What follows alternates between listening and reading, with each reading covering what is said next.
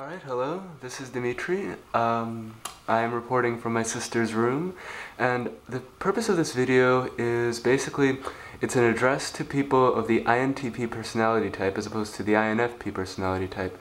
Now, and this is one of the first vlogs I'm doing in a while. Now, for those of you who are not very acquainted with what those four letters mean, you can always just look them up, Google them. There's a plethora of sometimes pretty accurate and sometimes pretty popularized, not very accurate, psychology which concerns this personality type, and of course a lot of people prefer not to be pigeonholed. But I find like it's of interest because, and at this moment I'll begin the part of the video which I think it'll make sense to you regardless of whether or not you know the typology, but I may use some typological terms that you might not have an immediate grasp of because you haven't studied this as much as a lot of other people on the internet. But basically, I'm going to make a dichotomy between two people, the intuitive logical person and the intuitive feeling person. I'm going to call them logical person and feeling person. I'm going to describe a situation, a hypothetical situation at a party. This hasn't actually happened within my life, but I'm just giving it as an example. And this features three people and all of the bystanders. There's two men, just kind of arbitrary. One is a feeler, the other is a thinker. And they're both at the party, and there's a girl there, and the girl's name we're not going to mention, but there's a girl at the party too, and we're not going to specify what her personality type is or anything. She just has a particular situation in her life. Now, and I'm going to present two different scenarios in two different alternate universes about this. Basically, let's suppose that we're at a party, a social gathering, and this person's grandmother just died. And she was close to the grandmother. Now, in this situation, she may be feeling some very, very bad stuff emotionally, be in some emotional stress, and the feeler, and I'm going to take the position of the feeler, I might be able to pick up on that and get a hunch that her grandmother or someone close to her has died, okay? And that she's hiding this. Now, based upon this hunch, I decide, it would be uncomfortable for me to walk up to this person and say, so, has anyone in your family died? In that situation, regardless of whether or not my hunch is true, it would be a bad choice, given the hunch, to ask the question.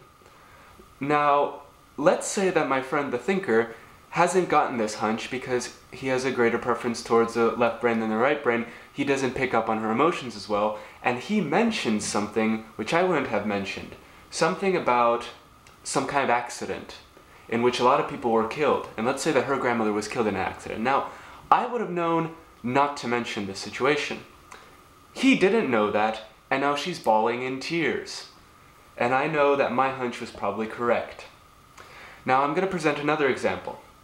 Let's suppose that she showed up at the party, but this whole situation with her grandmother dying didn't happen. Instead, what happened is she fell in love. She's in a romantic relationship, she's with a boy, he likes her back, she's jittery. I, as the feeler, pick up on this and I think, she's probably with someone right now. And this is a positive event. So the thinker doesn't say anything in this scenario. I say something. I ask her in front of everyone, "You're pretty happy. Why are you happy?" And she tells me, kind of in a relationship now. Now, in that situation, me asking was a win-win situation, because if she wasn't in a romantic relationship, no harm done.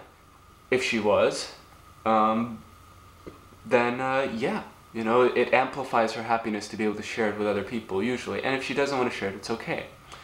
Now, here's the problem that feeling people often encounter in meeting logical people. Feeling people go by these hunches. Logical people go by evidence. If I feel a hunch about you, this happens before I have any evidence that you feel it, and this is what I demonstrated in these two scenarios. So therefore, let's say that I have a very strong hunch about something. I'm not going to specify what it is. And a logical person says, That's wrong because you have no proof. Why would a logical person say this, and why would a feeling person get very deeply offended by this, and they might get into a disagreement? Here's the thing.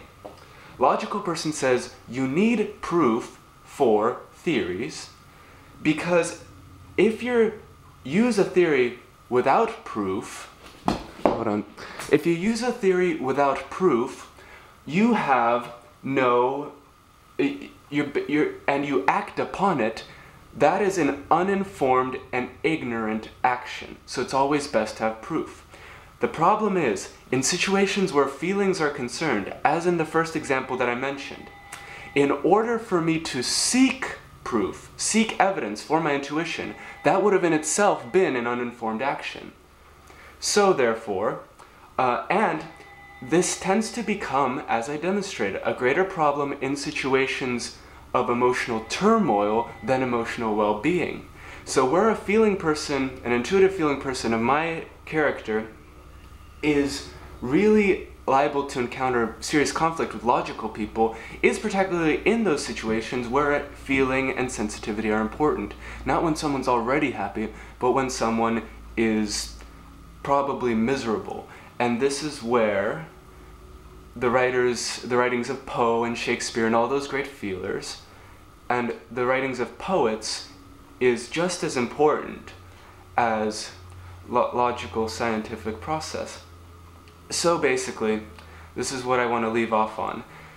Many times when I've encountered logical people, they will disregard things that seem to be on a logical level the same. Two emotions that seem to be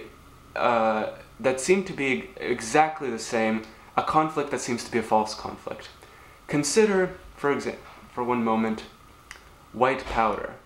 Two powders might look exactly the same, but unless you examine them thoroughly, presuming that they're the same, one might be cocaine, one might be sugar, you don't know.